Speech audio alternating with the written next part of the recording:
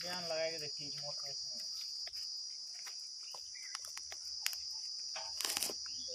herbal oil की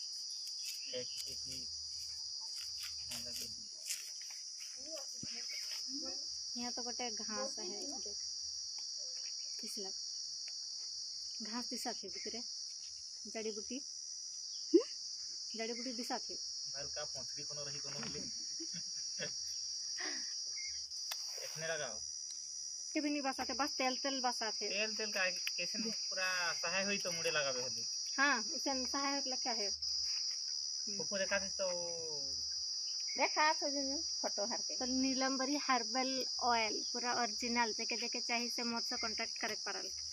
देख photo का दरकार होले नहीं है बुढ़िया प्राइस क्या ओरिजिनल प्राइस कितना निकला है बताऊं कहलो जे